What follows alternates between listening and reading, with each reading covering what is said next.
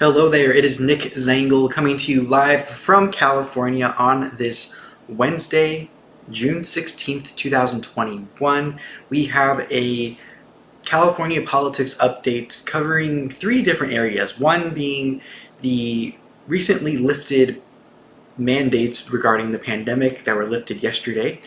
And then we will get into some comments about Caitlyn Jenner, who's running in the recall election here in California, and some of the comments that Jimmy Kimmel made about her and the fallout from that. And then we'll end with my thoughts on the optics surrounding the recall election and then everything going on with Gavin Newsom.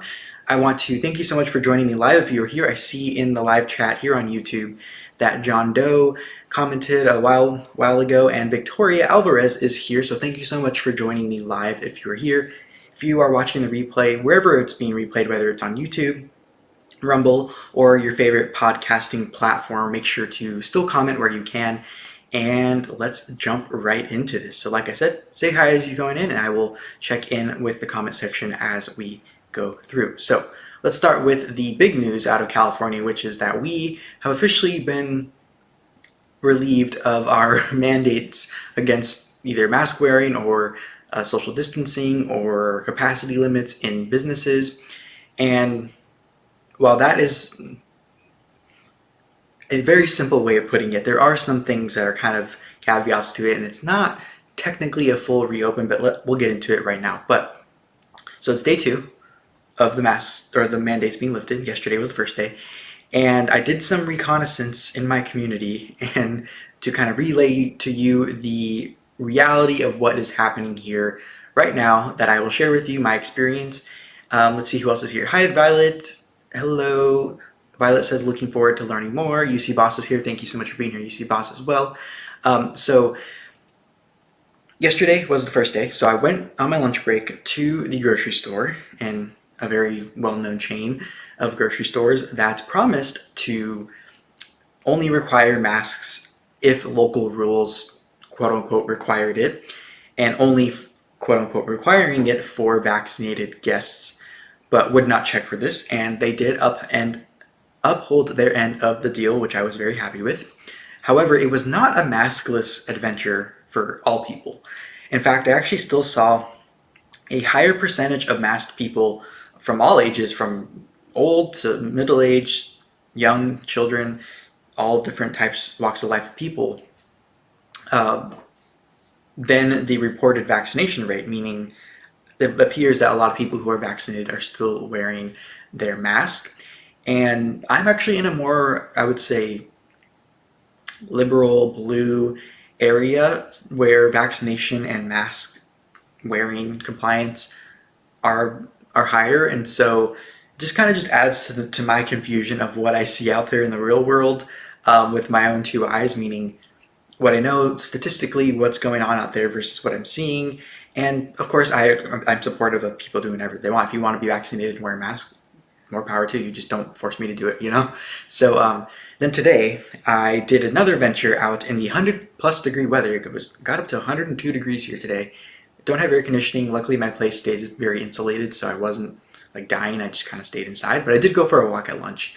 And I specifically went to a place that I know is one of the businesses I've seen locally that has been the most strict and has had the most signage on their doors in the most, I would say, aggressive, passive-aggressive way, if that makes sense, and I'll explain that in a few seconds. But I was actually very surprised to walk up to their store and see that they got rid of the signage other than their Black Lives Matter sign and their rainbow flags, but they're basically the sign that they got rid of, which was basically, I forget what it says. I wish I took a picture, but it had like, thanks for caring about people, like very passive aggressive. Thanks for caring about people and wearing your mask.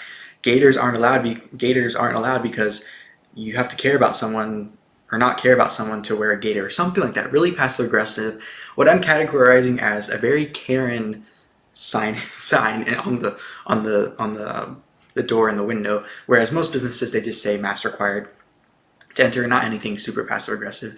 And on their sign they had asterisks in between each capital letter of every word in the sign. So it was very like, whoa. So anyways, like I said, they still have their, they got rid of all the pandemic related signage and requirements, but they kept up their Black Lives Matter sign, which was hand drawn with a Sharpie on a cardboard box. And of course their rainbow flag, which they're allowed to put up whatever they want. So I don't have a problem.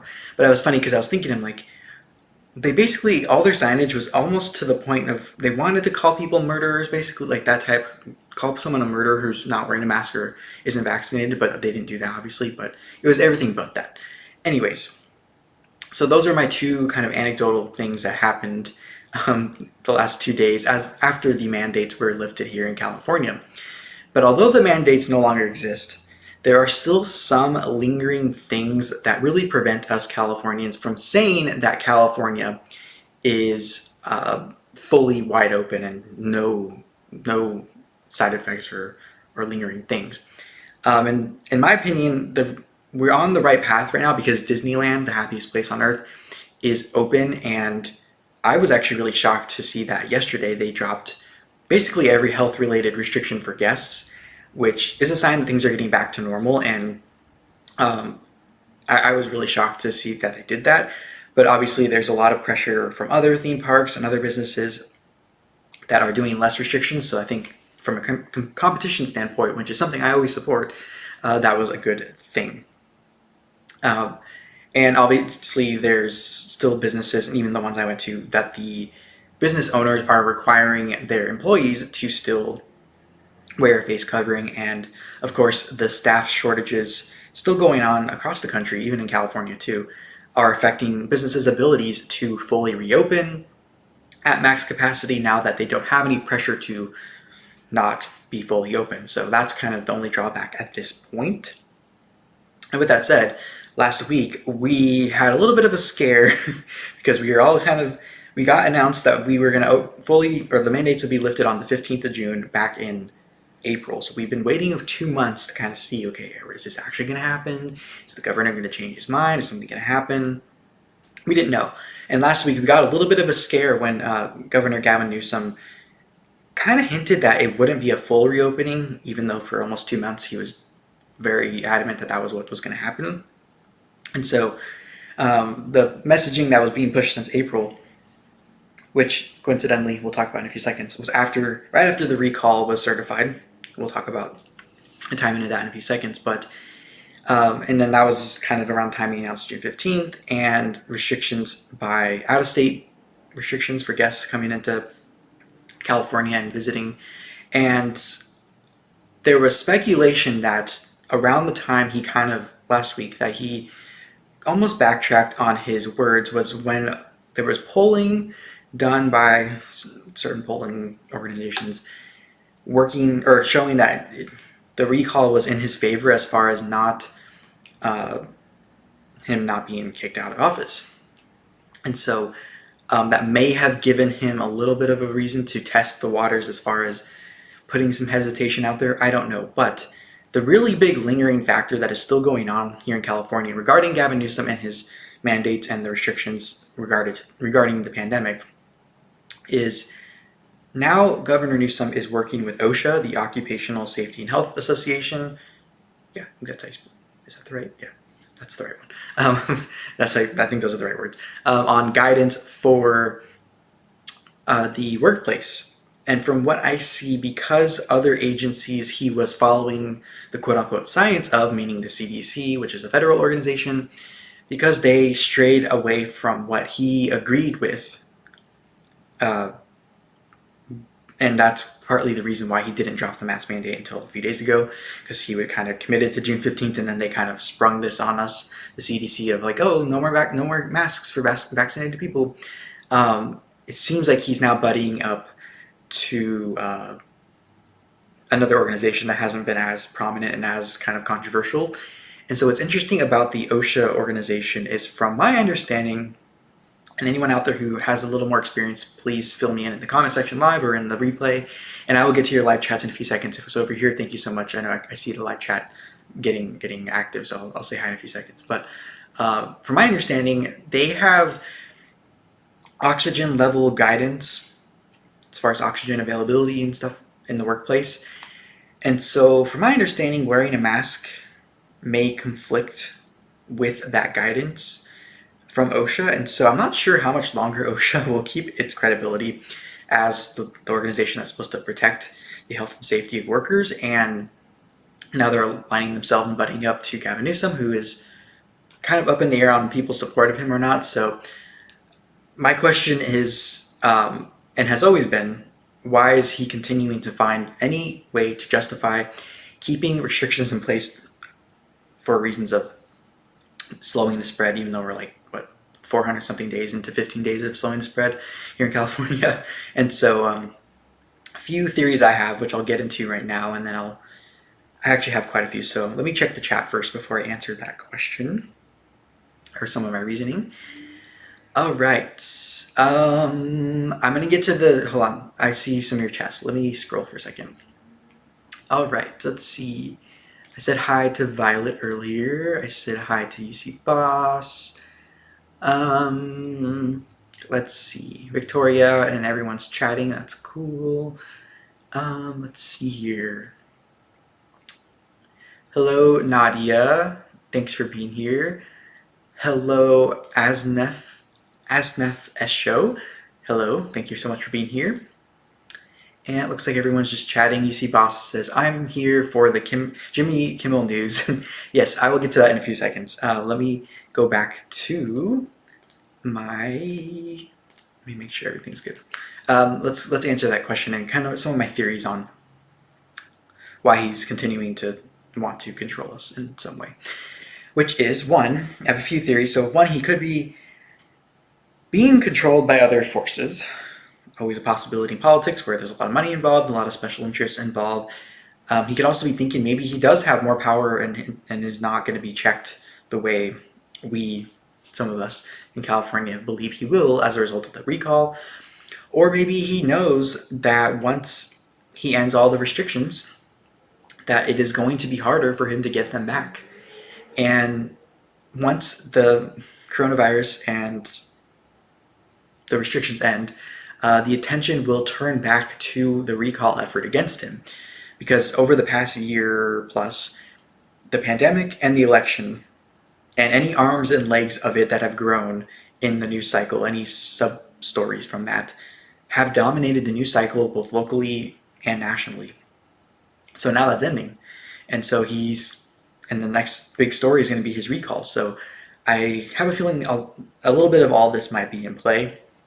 Another explanation on the political side is this is kind of showing the divide in the Democratic Party, in particular as a result of the quick change in quote-unquote science following the changing stance of the CDC in the recent months. Because before, the CDC was being touted by Gavin Newsom as who we are looking at in the NIH with Dr. Fauci, and now he has turned to OSHA because their quote-unquote science is the quote-unquote science that appears to fit his agenda, in my opinion. Now, on that same front of party divide, the White House adapted to changing CDC guidance almost immediately with their end to mask wearing in the White House by vaccinated people, and they resumed events indoors, which included Vice President Kamala Harris, who you may recall was the former senator of California and is pals, at least publicly, from what we've seen, with Gavin Newsom. But this difference in science adoption, meaning the CDC changing their stance and the White House going with that, and then Gavin Newsom kind of doing his own thing, could be a sign of Gavin Newsom being less close to her now that she is vice president and maybe doesn't need Gavin Newsom as much anymore to accomplish her personal goals. And she also might be playing this smart by distancing herself from California in general, because her record here in California as both a senator and a district attorney and an attorney general are questionable and have been her weak points as far as when she ran for president and now as vice president. And so she probably doesn't want to draw any more attention to California in general, especially the recall of her friend in the same party as her, plus all the issues the Biden administration is under fire for that affect California directly, whether it be at the border or foreign policy-wise, our proximity to China. So I don't blame her for wanting to just forget that she ever was a part of California in general, but anyways, it's going to come back to bite her, I think, at some point. But a couple more things before we get to the Jimmy Kimmel news. So Aunt Nancy Pelosi, Gavin's former aunt by marriage, was at the White House without a mask, in close proximity to other people, but then she upheld her mask mandate as Speaker of the House in the House chambers because she said she was fearful of unvaccinated Republicans, even though she and many others are vaccinated. So it goes back to what I said about me seeing in the real world a mix of, or more people wearing a mask than the percentage of people vaccinated from my own two eyes. And so it goes back to the question I have is, if you're vaccinated, why do you care if others are not? Unless, and from a political perspective, the politicians, unless it is being used for other means, meaning power and control, or maybe your confidence in the vaccine isn't as much as you're leading on publicly, or maybe you have a personal incentive to have as many people vaccinated as possible. Obviously, it could be a mix of all these, but I think it is something to think about, and it's the only explanation I can really think of. But also, I think brains are breaking in general over the past few months as a result of the change in science, or the divide in people believing different science or different recommendations, because all along we've been told and preached to, and people have been criticized for not, quote unquote, following the science, as if there is just one way to do things. And when people started disagreeing recently about the mask situation, I think it did wake a lot of people up to what myself and many others have been saying since approximately, I would say, day 16 of 15 days to slow the spread, which is about over a year and a few months ago, to what is really going on. And of course, I'm not saying that the virus is fake, but I think there was some people who took advantage of it to accomplish certain things that are now kind of coming to fruition because they're not letting go of their powers. So the other thing is, maybe people knew that these things were going on and were kind of weird and they were already conflicted, but it conflicted with their ideology, whether it be politically or other ways. And in a time where there was a ton of uncertainty and many people, their whole lives have been uprooted and just completely just torn apart, if the only thing you can grab onto that was there before the destruction was your political ideology or anything similar, then I don't blame people. So let's get into the chat really quick, and then we'll get into Caitlyn Jenner and the thing with Jimmy Kimmel. Let's see. Sis says, "Hello, Nick. I have a question for you. What is your name? I don't see it anywhere, and I don't know what it is." So my name is my YouTube channel's name, which is Nick Zangl, and in the description, if you don't know how to pronounce it, I have a phonetic spelling in there. So hopefully that answers your question. All right, so let's go on to a lot of you came here for, which is the Caitlyn Jenner news regarding some comments by Jimmy Kimmel. So Caitlyn Jenner accused late night host Jimmy Kimmel of transphobia or transphobic comments after he called her Trump in a wig. So I have a few thoughts. So first of all, this situation with Caitlyn and Jimmy, it's exactly why I like Caitlyn's run for governor in California during the recall. And whether she wins or not, I think it'll be a good thing, because it exposes the double standard many people, especially in entertainment and in media, their allyship and their advocacy, in my opinion, a lot of times, and this is sort of an example of that, is a means to an end for their team politically. Meaning, if Caitlyn was not running as a Republican with a Trump-like platform, either Jimmy wouldn't have made that joke, or if he did, there would be a lot more outrage, I think, if it was a trans woman who was a Democrat. I think that's the simplest way I can explain why I think this all happened. But again, here's the thing though.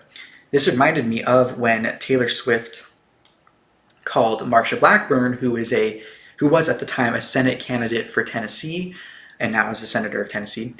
Taylor Swift called Marsha Blackburn Trump in a wig as well. That was in 2018.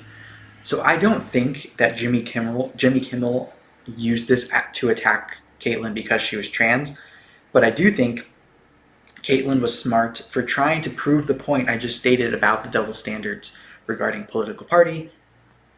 Add that to the list of reasons I'm not associated with any political party anymore. But here's the problem for Caitlyn, is that when you become an advocate or an ally for whatever term you use for it, is that you are now held, in my opinion, to an impossibly high standard to meet, or at the very least you put yourself in a tough position when you criticize someone in the community that you are advocating or an ally for.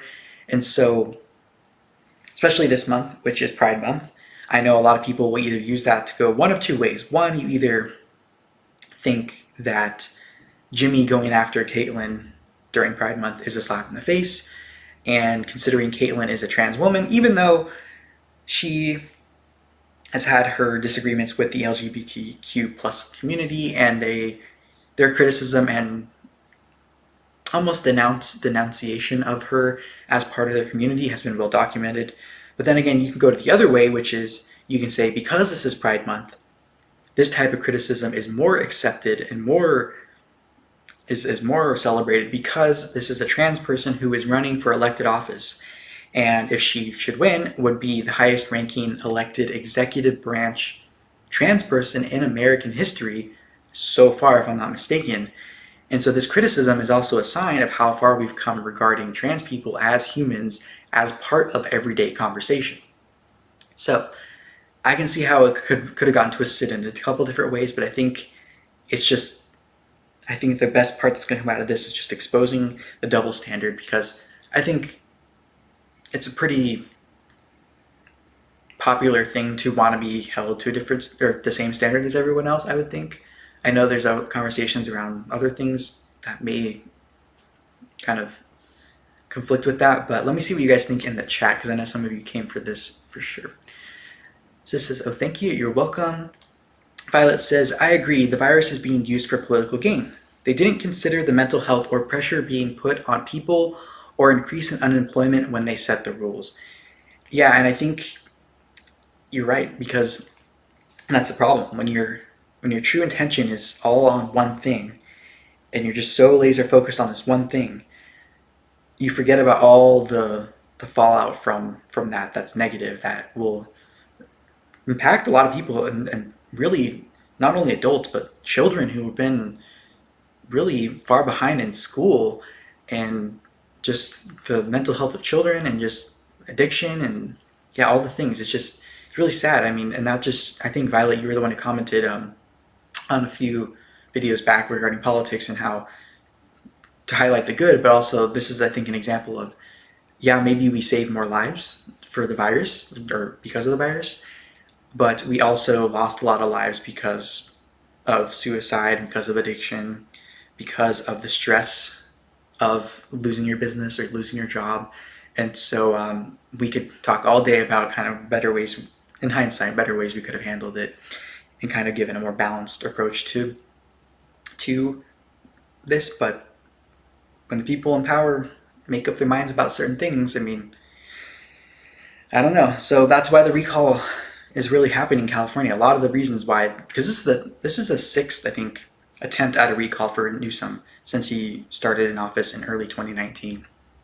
And it wasn't until he started responding to the pandemic and really messing things up really bad, really quickly, was when it got a lot of traction from across the political spectrum. And so he's going to pay the consequences. Even though they had a short-term victory, it might be bad. Okay, let's see. As he says, the association matters because Caitlyn Jenner's voice is gone because she is connected with Trump. So are you saying that you think because her policies align with Trump's policies mostly, that her voice in the community is gone? Is that what you're saying? Let me know. UC Boss says, I like Jimmy Kimmel, so my opinion is biased. LOL.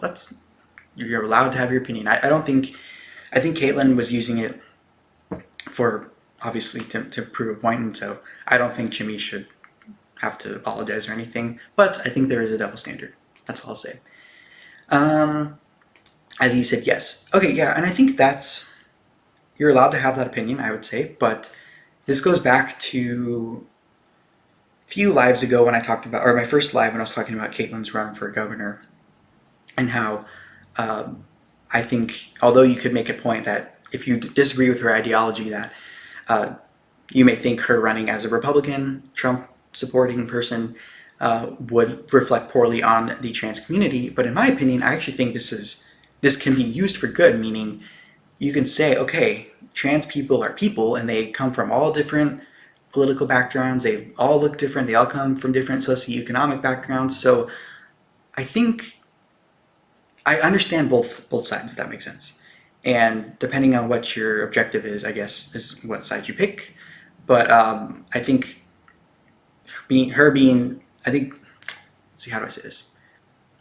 If you strongly disagree with Caitlyn's platform, I understand how her being a very prominent trans person and potentially the highest elected trans person so far in history can conflict with things. So that's all I'm going to say because I usually, this is why I don't try to go off the cuff too much, because then I start saying things that don't make sense. But hopefully that makes sense, and I hope I was communicating that correctly. All right, let's get into the last part of this, which is just the optics around the recall in general, which I think is very interesting, because what I'm going to say here, I know people who are supportive of the recall are probably going to, and really want it to go through, are probably going to think to themselves, why are you saying this out loud and helping the people who we want to get out of office? But I think it's only fair, and I think it could be used to the advantage of you, no matter who you are and what your ideology is, if you are trying to accurately communicate what you mean and what you want to the people that support you. So the optics around the recall election are fascinating to me because it is really backing Newsom and people who align themselves with him in a corner and putting him in a bad spot, because in order for them to combat the recall, they have to admit it's happening.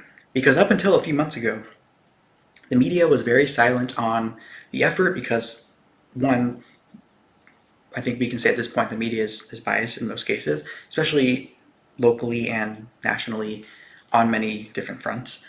But the media was silent pretty much, and Newsom was pretty silent up until right before they announced that it would get certified. So he had to basically come out and say, yes, we're aware and we're going to fight it every step of the way. But once the Secretary of State certified the petitions, they could not avoid it anymore. And so then Gavin went on this media tour to spin the narrative, which I wouldn't expect anything less, because I think if anyone was in that position, they would want to defend themselves. And we talked about this last time, how many, including Nancy Pelosi's daughter, criticized his approach to it and some other messaging. But we also had an ad that I saw online starring Elizabeth Warren, Senator Elizabeth Warren, who you might remember ran for president in 2020, asking for donations for the defense of Gavin. Give me 1 second, I need to take a sip of water.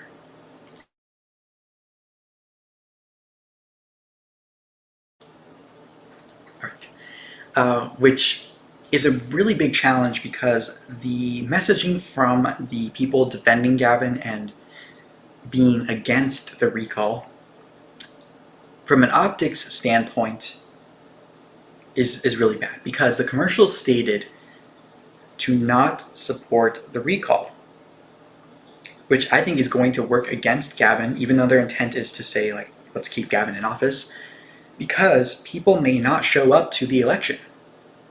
And in order for the recall to be successful, the best case scenario for supporters of recall and wanting Gavin out is that the majority of people who show up are the ones who signed the petition. That's basically it.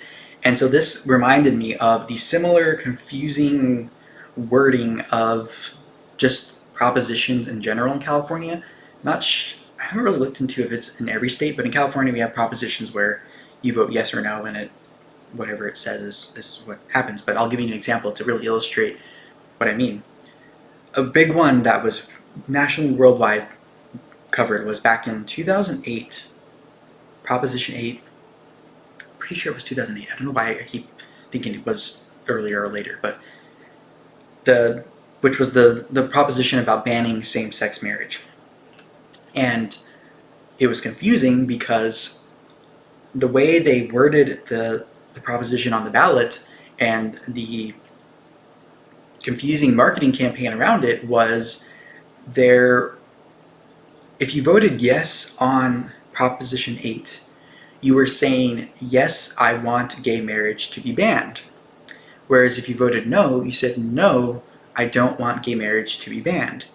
And so from a marketing perspective, or from a campaign perspective, you're saying no on something, it creates a negative connotation around the proposition, and the marketing around the proposition was the gay marriage proposition. So it's a similar idea, I think, here with the recall is, if you're telling people not to support it, they may not show up, but you need them to show up and say, no, I don't want Gavin recalled on the ballot to keep him in office. So it's very confusing, and so in this case, you need people to show up, you need people to answer no to the first question on the ballot of, do you think Gavin should be recalled? And if you want him to stay as governor, you have to say no. Which is, I think, an opposite way of thinking when we think of voting, because when you think of the presidential election or more local elections, you vote for the person you want, and you kind of ignore everyone else. So it's I don't know, it's just very weird. But many people who maybe saw Elizabeth Warren's, either her tweets or her ad, who were already not supportive of the recall by not signing the petition, may logically, and I think this is a completely logical conclusion for people based on what I've seen, to just not show up to the election, because you're like, okay, I don't support the recall, I didn't sign the petition, so why would I show up to the election? I think it makes sense. So, also, in a recall that is triggered by an enthusiastic group determined to get someone out of office, and you know the people signing the petition, who are that group, are going to show up to the election. Now the question is whether people will show up if they don't like any of the replacement options. I've touched on 3 of them, the 3 prominent ones: Caitlyn Jenner, Kevin Falconer, who is the former San Diego mayor, who's a more moderate guy who seems to be a front runner as far as a politician with a record, and then John Cox, who was defeated by Gavin Newsom in 2018, who's gone a little crazy. Go back to my last live and you'll hear more about that. But that's where we get into the next confusing, and also I was going to say too, people may change their minds, because maybe they signed the recall to send a message to Gavin. Now that everything's opening up and things are being lifted as far as virus response, then maybe they'll change their minds. Maybe they won't show up. Maybe they'll say, you know what, that's good enough for me. And so that's where we also get into the next confusing but very indicative optic of what's going on, which is, so polling data is indicating there is a lack of support for the recall, meaning that it doesn't look like Gavin will actually be recalled. But I don't know if I believe that, or if Newsom's team even believes that, or him himself. Because minus that brief moment I talked about last week where he almost backtracked on reopening and lifting the pandemic mandates, I think to myself, if he was not worried about potentially getting recalled, would he be doing many of the things that he's been doing recently and has been announcing and has been going to, if he didn't think there was a chance he would get recalled? And before I get into that, I want to check your chats really quick. All right. Let's see. UC Boss says Zangl 2024. Let's see. 2024 would be for presidents or. Well, okay, so I'm not old enough to be president or vice president, so that's out of the question until I think 2032 would be the first election I would even have a chance. 2024, I could run for Congress or senator in California, I believe. Because I think 2022 Kamala's seat is up, and then 2024 Dianne Feinstein's seat is up. 2020 we didn't have anybody up in senator-wise, and then of course every 2 years is representatives. Who knows what'll happen by then? I'm not ruling it out. And UC Boss says he's been there for years. I used to watch his wife Kimberly Guilfoyle Newsome. I don't know how to spell it.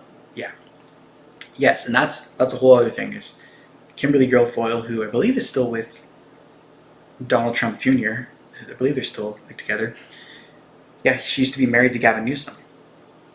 So very interesting dynamics there. And she used to be on Fox News, so as a host, but now she's with the Trump campaign and whatnot. So yes.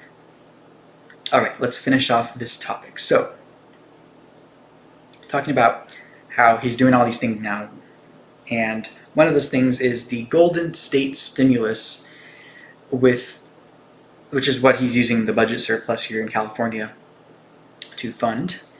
And he's also attending a lot of ribbon cuttings for projects in parts of the state that I don't think I've ever seen him travel to or have much interest in those projects.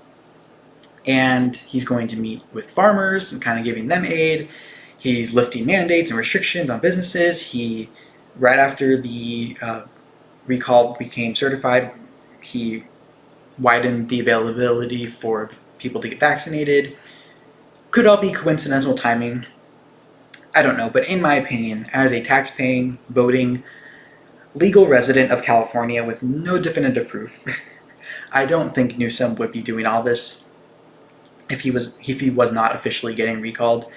And this kind of indicates to me he didn't think maybe it would actually get this far. And of course, polls are showing there's a lack of support for the recall, but I don't think it's going to be accurate, like I said before. Because if he was confident, I don't think,